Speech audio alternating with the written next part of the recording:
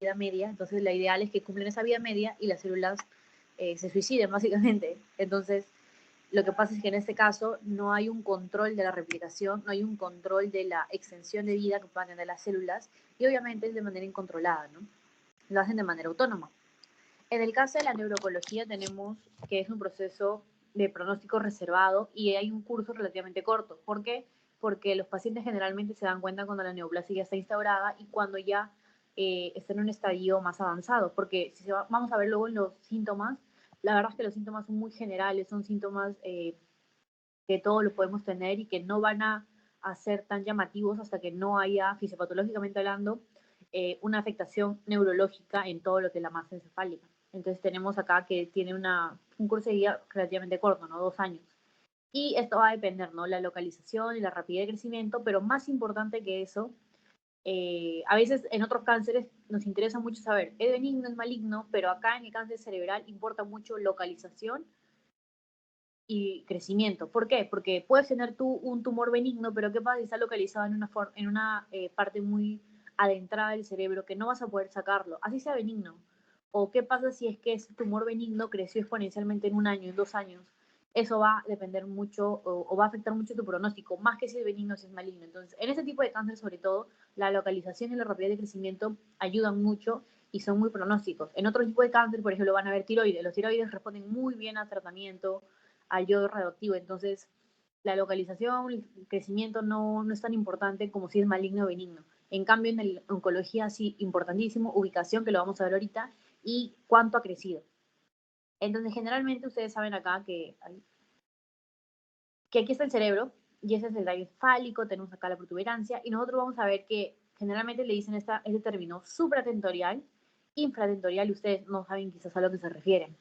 Se refiere a la tienda del cerebelo. Entonces, la tienda es el tentorio. Entonces, si es supra, entonces está por encima de este lado. Entonces, es toda esta parte. En cambio, si está por debajo, va a afectar todo esto. Más o menos para que se ubiquen en qué cosa estamos hablando cuando decimos supra o infratentorial. Cuando hablamos de supratentoriales, generalmente se va a dar más en adultos que en niños. Y el más frecuente es el glioma. Hay glioblastoma multiforme, que de hecho es el más agresivo, tienes el astrocitoma, el dendroglioma, el meningioma, los tumores metastásicos, que lo vamos a ver, van a afectar esta parte. Tienes tumores de la línea media, o sea, al momento de que nosotros, creo que no, acá, que esta es la línea media.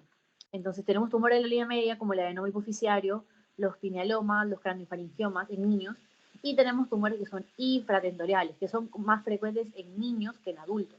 Los supratentoriales adultos, infratentoriales niños. También se pueden dar en adultos, pero como les digo, es más frecuente en niños, sobre todo el astrocitoma cerebeloso, el meduloblastoma, el ependimoma, el glioma cerebral, y en adultos pueden tener un neurinoma del acústico, tumores metastásicos y meningiomas. Esta es la clasificación que vamos a ver cuando vemos tumores supratentoriales, tumores de la línea media y los infratentoriales. Estamos basándonos en la ubicación. Ahora, ¿qué es lo que pasa? Ustedes saben que el equilibrio del cerebro está basado en las proporciones, o sea, la masa encefálica tiene una proporción, hay un líquido cerebral, que es el líquido cefalorraquídeo, y está dentro de una cajita, algo así. Esta cajita está cubierta por las meninges y está protegida por el hueso.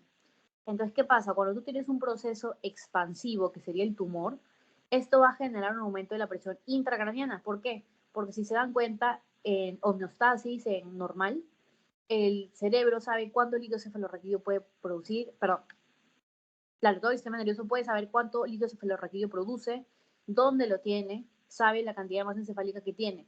Así como un hematoma intracerebral que puede causar aumento de la presión intracraniana, un tumor, que es una masa, obviamente va a causar un aumento de la presión porque este conjunto de estructuras no está acostumbrado a tener una estructura normal. Entonces tienes acá hipertensión endocraniana por aumento del volumen intracraniano. Hay algo que está aumentando el volumen adentro del cráneo. Acuérdense que esto no se expande, o sea, no es como los bebitos que tienen todavía las fontaneras que no se cierran, no. En los humanos adultos tenemos todo el cráneo, ustedes no tienen huecos, o sea, no es que si me crece algo, mi cerebro, o perdón, mi cráneo va a expandirse, va a ceder, el cráneo no sé, el cráneo es duro. Y las meninges, especialmente la dura madre, es bastante dura, entonces no va a expandirse porque tengamos un tumor adentro. Entonces, esto fisiopatológicamente se explica por tres cosas. Puedes tener aumento del parénquima encefálico con un proceso expansivo, de líquido cefalorraquídeo con hidrocefalia, de sangre con un hematoma o una hemorragia y de líquido intercelular con un edema cerebral. Ahora, hay desplazamiento de las estructuras cerebrales, a eso se le llama herniación. Esta es la línea media, como les dije. Y cuando hay un proceso cerebral que modifica esta línea media, vamos a decir que es una herniación. Entonces, ves que este tumor está desplazando la línea media. No veo la línea media como la trazo acá, que es normal. Eso se llama una herniación y está causado porque hay algo que está desplazando esas estructuras, que como les digo, puede ser un tumor, puede ser una hemorragia, puede ser otras cosas. Pero en este caso, cuando hablamos de neurooncología, obviamente la causa es un tumor. Ahora, hay tumores en la infancia y en los adultos. Es muy importante porque cuando tenemos un niñito, por ejemplo, el tumor infratentorial, que le dije que era más frecuente en niños, benigno más frecuente es el astrocitoma pilocítico. O sea, si en el examen les ponen un niñito y le dicen que están sospechando de una patología benigna y te preguntan, ¿no? ¿Cuál es el tumor más probable que puede tener? Un astrocitoma pilocítico. Varía mucho si es un niño o es un adulto, porque en los adultos el tumor del sistema nervioso central más frecuente es causado por metástasis. Vamos a ver que es metástasis broncogénico de mama, y en el caso de que sea primario, porque ustedes saben que la metástasis es secundaria, en el caso de que sea primario sería el glioblastoma. Entonces, en niños, benigno, astrocitoma pilocítico. En niños, maligno, meduloblastoma.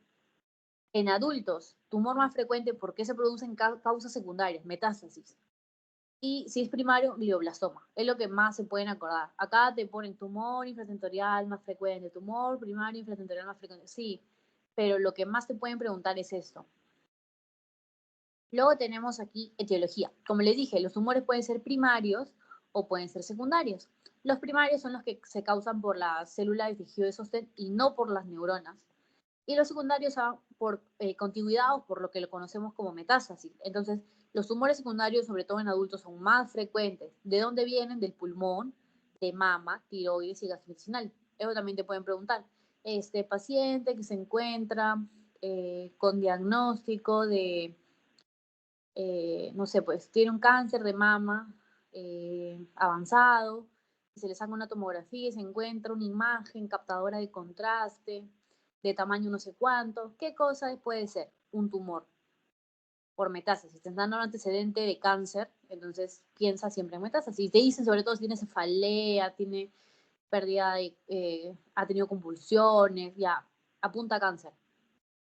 ¿Cuáles son las células de tejidos de sostén que no son neuronas? El tejido glial, el tejido meningio y el tejido hipoficiario ependimario. Esos son los tejidos que te pueden dar un tumor primario del sistema nervioso. Luego tenemos la epidemiología. En los adultos es la segunda causa de muerte. La primera es el ACV. En cambio, en los niñitos es la segunda causa de muerte por cáncer. En los hombres, ¿qué cosa es más frecuente en hombres? Los gliomas, los tumores de células germinales y los quistes. En cambio, en las mujeres es más frecuente los meningiomas. Ahora, en su clase les van a explicar que hay factores de riesgo. Hay factores de riesgo hereditarios, hay factores de riesgo propios de la persona, pero los que creo que te pueden preguntar más son las causas ambientales. ¿Por qué? Porque hay exposiciones que nos pueden afectar. Por ejemplo, radiación ionizante por procedimientos médicos, pacientes que han sobrevivido a la bomba atómica, el uso de hormonas exógenas en el caso de meningioma. Recuerden que les dije, en mujeres más frecuente es el meningioma. Y en el caso de la menopausia, por afectación de los estrógenos, y el uso de anticonceptivos orales por más de 10 años y terapia de reemplazo hormonal. También se ve como factores ambientales. Luego tenemos las manifestaciones clínicas. En las manifestaciones clínicas tenemos síntomas que son generales, que pueden afectar, ustedes saben, a todo el cuerpo, y tiene síntomas focales, dependiendo de la localización donde se encuentre el tumor. Entonces, miren, los síntomas generales son lo típico, ¿no? Si tengo hipertensión, ¿qué tengo? Náusea, dolores de cabeza, vómitos, papiledema. Eso depende del efecto de masa y el bloqueo de la circulación del líquido cefalorraquídeo, porque si bloqueo la circulación, ¿qué va a causar? Un acúmulo de este líquido, entonces va a haber más hipertensión. Y obviamente el curso maligno. En cambio, los síntomas que son focales dependen de la localización del tipo de tumor. Puede haber crisis epilépticas y hay signos focales deficitarios y alteración de las funciones superiores del sistema nervioso central, como ¿cuál? La atención, la memoria, y los síntomas focales deficitarios va a depender, como les digo, de cuál es la ubicación, dónde se encuentra el tumor para decir, ok, puede ser que el tumor se encuentre en tal sitio, antes de hacer imágenes. ¿Cuáles son los síntomas? Tienes dolor de cabeza a la cabeza, la cefalea. La cefalea es el síntoma más frecuente, bueno, frecuente, y aparte es el síntoma inicial en la mayoría de los casos. Entonces, la cefalea en un paciente puede ser importante, porque ¿se acuerdan cuando hablamos de cefalea? No decíamos de una cefalea normal, no, hablamos de una cefalea con signo de alarma, una cefalea que cambia su carácter, que cambia su duración, que inicia muy bruscamente, una cefalea que se acompaña de otros síntomas, una cefalea que dura mucho tiempo, una cefalea en un paciente adulto mayor a 50 años, ¿se acuerdan? Entonces, dolor de cabeza, náuseas, vómitos y papiledema. Son cosas también causadas por la hipertensión intracraneal. Tiene desórdenes del equilibrio, coordinación, ataxia, menopausia temporal, desórdenes mentales, o sea, de las funciones mentales superiores, ¿no? Mentales, del habla, la personalidad, pérdida de la fuerza motora, hipoestesia, entre otras cosas. Y acá hay una tablita en cuanto a la localización. La localización va a depender. Acá te lo ponen como en qué lóbulo está. Frontal, parietal, temporal, occipital, en el tálamo, en el cerebelo, en el cerebelo. Eso ya son más que todo síndromes, por ejemplo, en el cerebelo, que es lo típico. Ataxia, dismetría, nistagmo, diadococinese, el paciente no coordina los movimientos.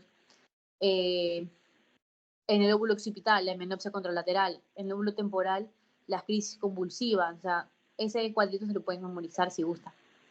Y vamos a preguntarnos de ahí cuáles son los factores pronósticos. Los factores pronósticos van a depender, por ejemplo, la edad, como les dije, niños, adultos, tamaño del tumor, radioterapia, grado de necrosis, extensión de la resección, o sea, cuánto de tumor tengo que sacar, o sea, tengo que sacar todo el tumor, perdón, me corrijo, tengo que sacar todo el tumor, cuánto de tejido circulante le tengo que sacar para decir que efectivamente le he quitado todo el tumor. Volumen residual, o sea, cuánto me queda de masa encefálica, ubicación del tumor y deterioro del paciente. Y acá tenemos, ¿no? La cefalea es la manifestación más común, y es el síntoma inicial en el 30% de los casos, y en el otro 70% se manifiesta, o sea, el paciente quizás no fue su síntoma principal, pero se manifiesta, hay cefalea. Es una de las peores, si bien no es patognomónico, porque como les digo, ¿no? El dolor de cabeza puede ser producido una migraña, una cefalea tensional, puede ser muchas cosas, no hay una, no es muy, específico, pero es una manifestación común que se ha visto. No hay características patognomónicas, puede ser sordo, constante, progresivo, comenta con los cambios de posición o con maniobras de Valsalva, como cual la tos, pujar, en el sueño matinal, es infrecuente la intensidad severa, es como un dolor constante, como que el paciente te va a decir, a mí me duele la cabeza hace 5 años, y usted le va a decir, ¿cómo le va a doler la cabeza hace 5 años, señor? Sí, a mí siempre me duele la cabeza, siempre me ha pasado, y yo nunca fui al médico, nunca me hice ver, hace 5 años, y a veces incluso no me deja dormir el dolor de cabeza, pero yo me tomo mi naproxeno y me pasa. A veces me pasa, a veces no me pasa, pero ya lo tengo hace mucho tiempo. Tiene predominio nocturno, incluso como les digo, el paciente te puede decir que se despierta y las complicaciones no van a ser la cefalea, los vómitos, los cambios en el patrón que pueda haber, el examen neurológico alterado. Tenemos la crisis convulsiva. La crisis convulsiva va a ser sobre todo de los glioma y las metástasis. Y le pensionan, por ejemplo, en el caso que yo te dije, ¿no? Una paciente que ha tenido cáncer de mama y cursa con una convulsión y se le hace estudio de neuroimagen, ¿qué esperas encontrar? Y puedes poner un tumor metastásico en cerebro. ¿Qué es lo importante con la crisis convulsiva? Lo ideal es que no des profilaxis de terapia anticonvulsiva, o sea, no uses antiepilépticos porque no está recomendado. Las crisis pueden ser focales, pueden ser generalizadas y generalmente son repetitivas, estereotipadas. Cuando los pacientes debutan con una crisis convulsiva y se les descarta otras causas, puede ser un tumor primario, pequeño o pocas metástasis. Luego tenemos la anamnesis del vómito, que les dije que era por el aumento de la presión intracraneal en el área postrema de la médula oblongada o el bulbo. Se gatillan por cambio de posición en el cuerpo. Como les digo, es una consecuencia de la hipertensión endocrinal junto con la cefalea, junto con el papiledema. Puedes tener síncope cuando tienes más presión intracraneal, la perfusión cerebral se afecta. Tú bajas la perfusión cerebral, al cerebro no le llega sangre, no le llega oxígeno, entonces pierde la conciencia. El síncope es como una pérdida, quédense con que un síncope es una pérdida de conciencia por hipoperfusión cerebral. con mínima maniobra de Valsalva, como les digo, la tos, cualquier cosa que te aumente la PIC va a hacer que tú puedas tener un 5. Alteración de la función cognitiva, problemas de memoria, son irritables, tienen cambios de personalidad, astenia, dinamia, anedonia, que es la pérdida de interés por realizar actividades en tu vida cotidiana. Y luego tienes acá signos focales deficitarios. Como les digo, hay casos en los cuales, dependiendo de la ubicación, los signos focales van a ser dependiendo. Por ejemplo, la hemiparesia, la hemiplegia, la alteración sensitiva, las afasias, las alteraciones del espacio visual, todo ello se afecta cuando hay un tumor. Ahora, ¿cómo hacemos el diagnóstico? Ya tenemos la clínica, ya tenemos la anamnesis, tenemos todo lo que nos ha dicho el paciente, el examen físico. Ahora, en imágenes que tenemos, puedes hacerle tomografía, pero lo ideal es que tú le hagas una resonancia. Usualmente es el único necesario y es positivo en el 90 y 95% de los casos. Entonces la resonancia enfrente o versus la tomografía es mejor. Tiene la radiografía positiva en el 65% y la tomografía positiva en el 80%. Luego tiene la biopsia. Las biopsias son necesarias para el diagnóstico del estrocitoma pilocítico y el reticulosarcoma. ¿Cuál va a ser el tratamiento? El manejo inicial va a ser que tú manejes o corrijas todas las descompensaciones. Por ejemplo, mi paciente tenía una convulsión, manejo la convulsión. Como les digo, no con profilaxis, sino manejo como tal. Mi paciente tiene edema cerebral, ¿cómo lo voy a solucionar? Tiene hipertensión endocraniana, ¿cómo lo voy a solucionar? El tumor está sangrando, tiene una hemorragia intracraneal, ¿cómo lo voy a solucionar? Mi paciente tiene dolor todos los días, dolor en la cabeza, manejo inicial. Cirugía, extirpación, hay casos que se puede, hay casos que no se puede, radioterapia, quimioterapia y carmusina. Va a depender, como les digo, del tipo de cáncer que tienes, si es benigno, si es maligno, la localización, el grado de extensión, el compromiso de diferentes capas. Muchas cosas para saber si va a ir a cirugía o va a ir a terapia con radioquimio. Pero básicamente todo eso es neurooncología. Ya. El siguiente tema es como un tema totalmente aparte, es la esclerosis múltiple. La esclerosis múltiple pertenece a un grupo llamado de enfermedades que son desmielinizantes. Ahora, hay una diferencia entre decir una enfermedad desmielinizante a una dismielinizante. Las enfermedades desmielinizantes tienen una mielina normal, que es fisiológica, tiene la mielina que ustedes saben, ¿no? Que ayuda a la conducción nerviosa. Es una mielina funcional, buena, que se destruya, estás desmielinizando. Pero las dismielinizantes son cuando hay una formación inadecuada de la mielina, o sea, la mielina que normalmente te ayuda a conducir los estímulos eléctricos, ¿qué pasa? Está mal hecha. Entonces se destruye, pero es una destrucción de una mielina anormal, respetando el sistema nervioso periférico. Ahora, la esclerosis múltiple, entonces, como les digo, está parte o entra en el grupo de enfermedades desmielinizantes. Es una afectación inflamatoria desmielinizante crónica en adultos jóvenes. Hay un pico de edad para pacientes jóvenes, que son los 35 años. No se da mucho en niños, casi no se da, y en mayores de 50 años también, muy poca proporción de pacientes. Entre 20 a 45 años, no más de 50, o sea, estamos hablando de personas que son adultos jóvenes. Son episodios recurrentes de compromiso neurológico agudo con remisiones incompletas que determinan secuelas aditivas en el tiempo. O sea, son pacientes que tienen crisis de esclerosis múltiple, a la cual nosotros le llamamos episodios recurrentes, agudas, en cada crisis que tenga, por así decirlo, va a haber un compromiso neurológico agudo. Y entre crisis y crisis no hay remisión completa. Es decir, este paciente tiene secuelas. Y si yo tengo una crisis hoy y tengo una crisis el siguiente mes, las secuelas que voy teniendo de la crisis 1 y la crisis 2 se van sumando. O sea, son secuelas aditivas en el tiempo. Y vamos a ver luego que hay criterios de tiempo y espacio. Entonces, tengo pacientes con crisis recurrentes de compromiso neurológico agudo, que entre crisis y crisis no hay remisión completa y que las crisis me han dejado secuelas que se han ido sumando con el tiempo. Puede haber lesión cerebral, del nervio óptico, de la médula espinal, el tronco encefálico y el cerebelo. Como les digo, las enfermedades desmielinizantes y las dismielinizantes son cosas diferentes. Ya les dejo una tablita. Cuando hablamos de esclerosis múltiple es desmielinizante, pero también hay otras. Y cuando tenemos las dismielinizantes, acá hay una gran lista de cuáles pueden entrar en este grupo. Ahora, como les dije, se dan pacientes adultos jóvenes, o sea, son pacientes que tienen de 20 a 45 años, un pico de los 35, mayores de 50 casi no se da, predominante en mujeres de raza blanca con nivel socioeconómico medio alto, una clara susceptibilidad genética para el desarrollo de la esclerosis múltiple, y en su clase le van a hablar sobre la parte genética, pero es importante que vean, ¿no?, que hay una susceptibilidad genética.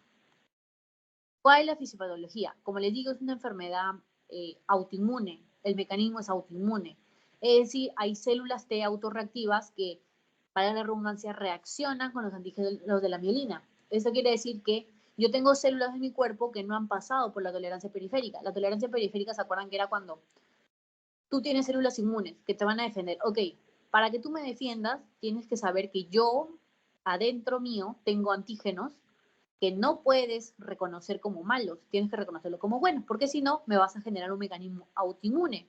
Yo misma me voy a destruir. Entonces, para eso es la tolerancia. Se supone que las células T pasan por un proceso de tolerancia para aprender a qué células exógenas puedo matar y cuáles células exógenas puedo matar. Por ejemplo, el cáncer. El cáncer es una célula tuya, no es de afuera, que al estar mal hecha, a ser anormal, tu cuerpo debería eliminarlo.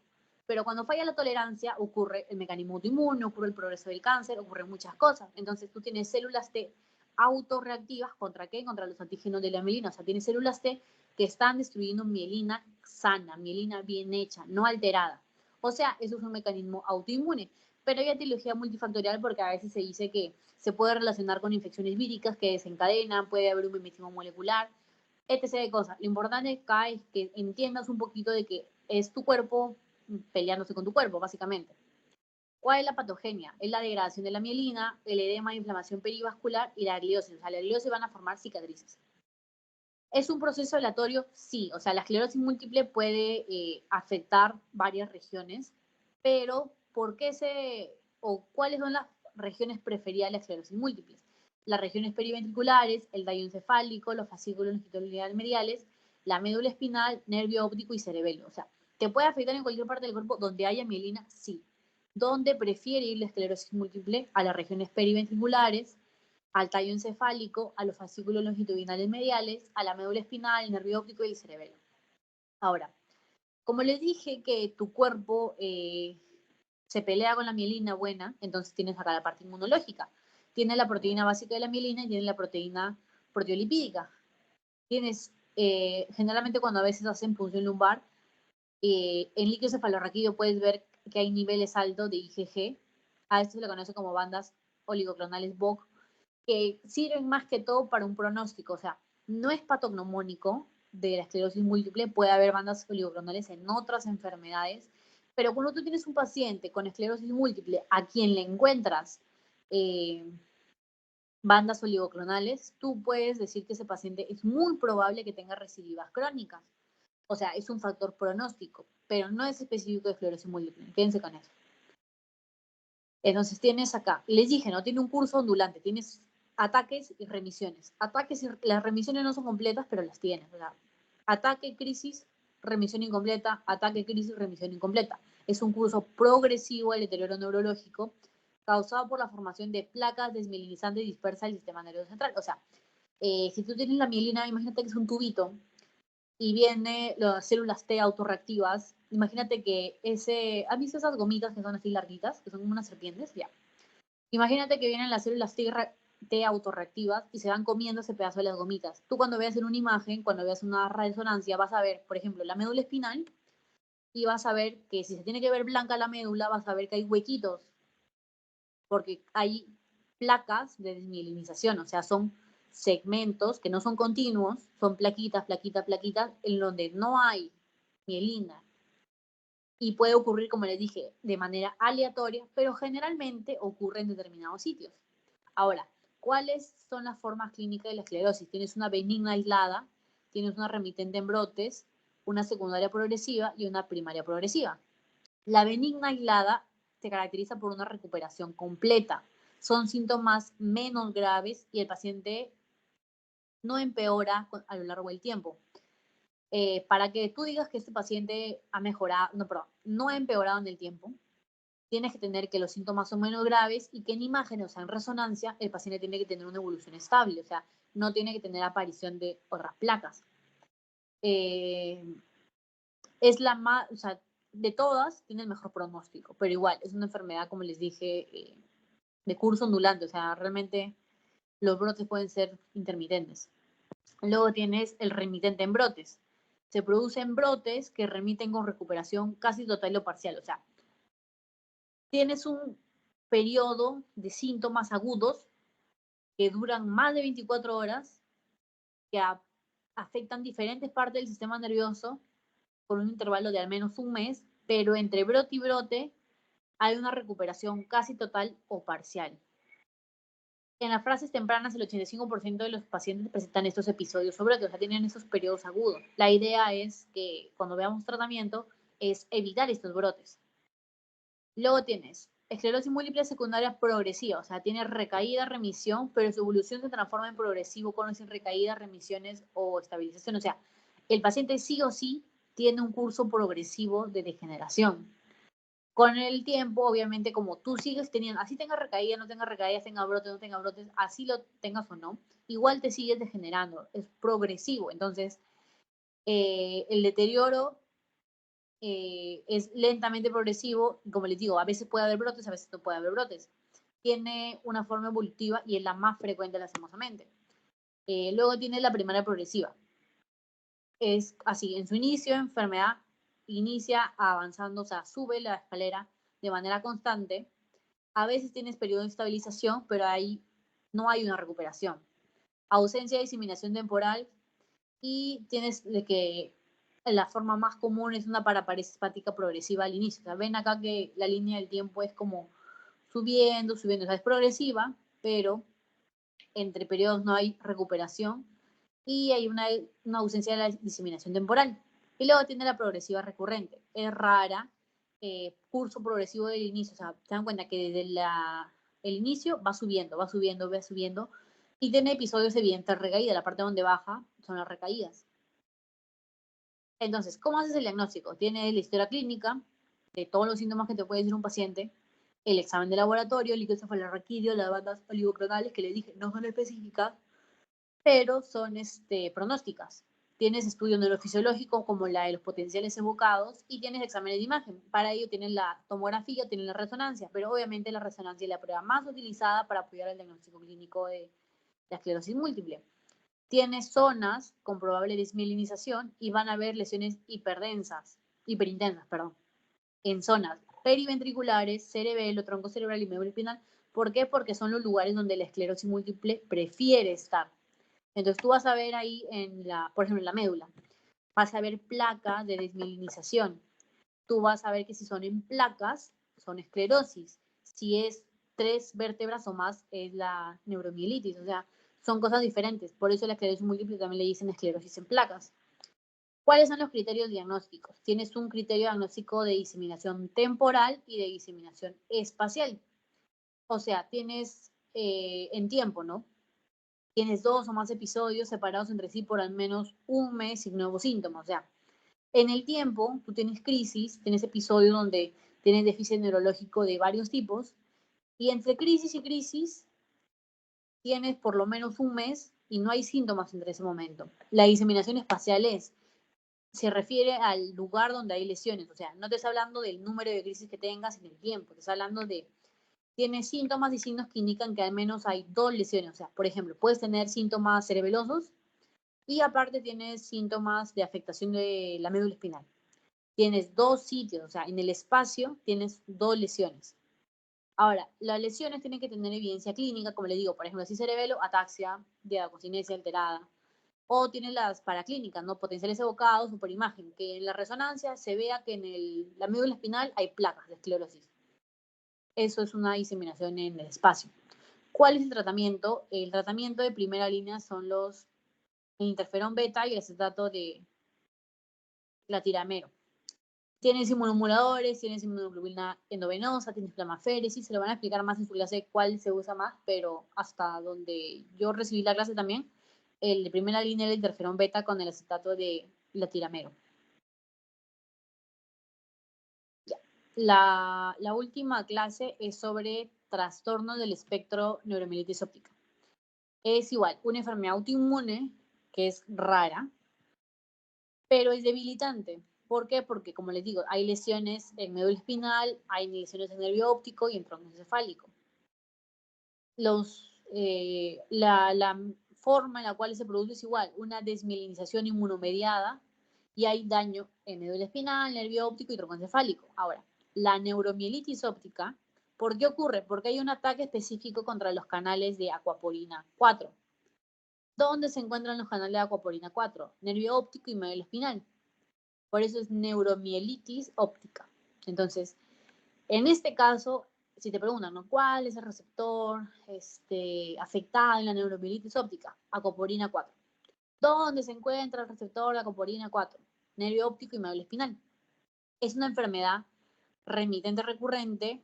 Durante una recaída, un nuevo daño a los nervios ópticos de la médula espinal pueden llevar a una acumulación de discapacidad. O sea, es igual que el otro.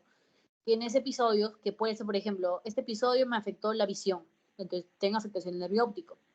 En el siguiente episodio tengo afectación de la médula espinal. Voy sumando discapacidad. Y la epidemiología es igual, más en mujeres con mayor frecuencia en los 40 y 50 años. Es un poquito más la edad, pero igual siguen siendo personas jóvenes, que lastimosamente se quedan con una discapacidad dependiendo del número de recaídas que hayan tenido. Ya mira, por ejemplo, este es el Axón, y ustedes saben que acá hay la vaina de mielina. Esta vaina de mielina se supone que es un impulso saltatorio, ¿se acuerdan? Así, el impulso nervioso salta y llega más rápido. ¿Qué es lo que pasa? Cuando hay destrucción de esta mielina, ese impulso, ese mensaje que el nervio quiere llevar, se interrumpe, no se completa, entonces hay desmielinización en ciertas zonas. ¿Cuál va a ser la clínica? Tienes presencia consecutiva simultánea de neuritis óptica y de mielitis longitudinal extensa. Acá hay algo muy importante. Es una mielitis, o sea, afecta la médula, longitudinal extensa. ¿Se acuerdan que cuando hablamos de esclerosis dijimos que era una esclerosis en placas? Vamos a ver aquí en neuromielitis óptica por qué le decimos que es extensa. Porque va a afectar a tres o más de 3 segmentos vertebrales. O sea, tiene que ser una extensión completa. O sea, no puede ser, supongamos, no puede ser C1, T1 y L1. Yo voy 3. No, tienen que ser contiguos. Por ejemplo, S1, C1, C2, C3. Tienen que ser 3 o más segmentos continuos de manera extensa. Acá dice, la afectación medular suele presentarse como una mielitis transversa completa con debilidad bilateral en miembros superiores e inferiores, dependiendo obviamente del sitio de la afectación medular. Acuérdense, de donde se afecta para abajo. Compromiso sensitivo y disfunción esfinteriana. Acá. Tienes acá. ¿Cómo tú ves la neuromielitis óptica? O sea, ¿cuál es la clínica? En el caso de que afecte el nervio óptico, tienes dolor ocular con pérdida de la visión. En el caso de que afecte la médula espinal, tienes paraplegia o paraparesia, pérdida de la sensibilidad debajo de la lesión, y tienes disfunción vesical dependiendo de qué raíces estén comprometidas. Generalmente los ataques a la neuritis óptica son unilaterales y le preceden a la mielitis. O sea, lo primero que va a pasar es que el paciente va a tener este dolor ocular con pérdida de la visión en un ojo, no en los dos. Y después de eso recién va a ver los síntomas de la mielitis. O sea, tengo una paraplegia, tengo una paraparesia, tengo sensibilidad, no me funcionan los esfínteres. Primero empezaron los síntomas oculares y luego empezaron los síntomas producto de la mielitis. Lo más común es que la presentación de ambos episodios sea secuencial y no simultáneo. O sea, como les digo, una secuencia. Primero ojos, luego médula. No es normal que sea, o sea, no es normal, no es común que sea al mismo tiempo dolor ocular y paraparesia, por ejemplo. No es lo que se ve normalmente. Tienes acá, ¿qué estudio le vas a hacer? Otra vez, resonancia magnética de encéfalo y de médula espinal. Entonces tienes que afecta a varios segmentos contiguos de la médula espinal, típicamente, o sea, más de 3 segmentos vertebrales, mientras que la esclerosis múltiple normalmente afecta un solo segmento. O sea, si tuviéramos que resumir, pondríamos acá, esclerosis múltiple, parches. Neuromielitis óptica, 3 o más cuerpos vertebrales, así. En los potenciales evocados, que es otro de los estudios que se piden, pueden ayudarte a diferenciar si estás entre neuromielitis óptica o otras neuropatías ópticas. ¿Cuáles son los criterios? Que tengas francamente absolutos, que tengas francamente una neuritis óptica o que tengas una mielitis. criterio de soporte, por ejemplo, resonancia cerebral negativa, resonancia magnética con lesiones 3 o más de segmentos medulares en T2, o sea, resonancia de médula espinal con 3 o más segmentos afectados, y que tengas la coapolina P4 positiva, ¿no? Y el diagnóstico definitivo que te va a dar, dos criterios absolutos. Si tienes neuromielitis óptica y mielitis, oficialmente es neuromielitis óptica.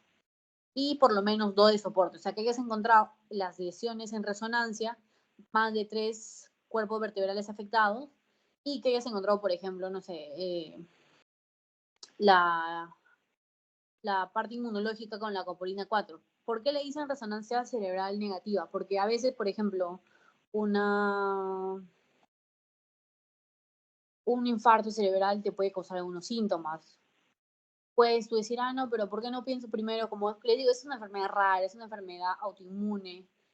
Puedes pensar en muchas otras cosas más antes de hablar de neuromielitis óptica. Entonces, lo ideal es que tengas descarte primero esas patologías y luego recién plantee neuromielitis óptica. Aunque los síntomas, como les digo, o la afectación en imágenes es muy característica. Entonces, igual con el esclerosis múltiple. ¿Cuál es el tratamiento? El tratamiento va a depender si es un brote agudo o si es un tratamiento modificador de la enfermedad y sintomático. Estos de acá son para toda la vida, son como para un manejo a largo plazo. En cambio, el brote agudo se refiere a las recaídas. ¿Se acuerdan que hablamos de las recaídas?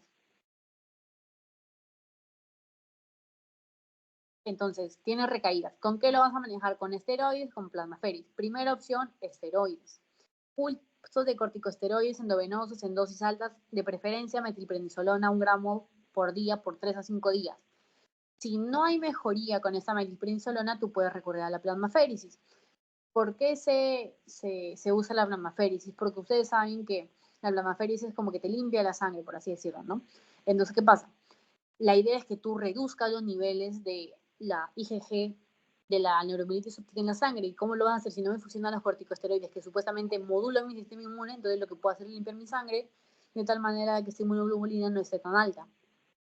Ahora, hay tratamiento modificador de la enfermedad, que ¿cuál es el objetivo?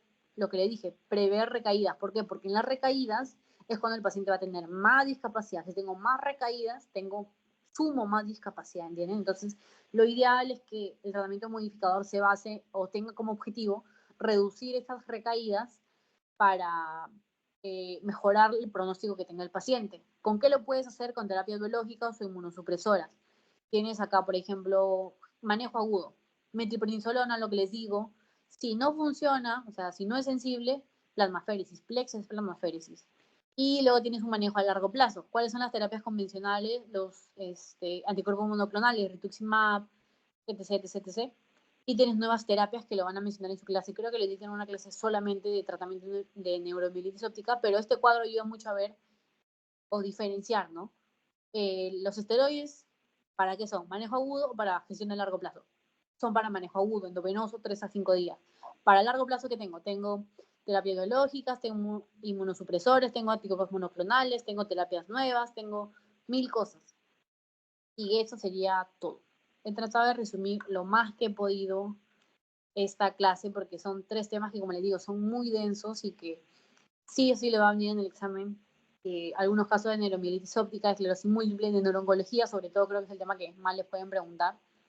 Pero está bien, espero que les haya gustado. Tengo entendido que su examen es todavía la próxima semana, entonces si coordinamos podemos hacer un banqueo, podemos ver algunas preguntas que tengan en el banco pasado, de tal manera que podemos estudiar. Yo también la semana siguiente tengo examen de medicina legal, entonces como les digo, será cuestión de coordinar entre todos y ver si es que podemos hacer un banqueo antes de que en su examen para que vayan tranquilos, ¿no? Para que sientan que las cosas que no han entendido las preguntas las vamos a resolver. Entonces, eso sería todo por hoy. Espero que no estén muy cansados el viernes, así que yo no quería hacer la clase muy pesada, ¿no? Si tienen alguna pregunta, me avisan. Si no, mientras tanto, mientras que me ven si me preguntan algo, voy a pasarles el post-test, ¿ok?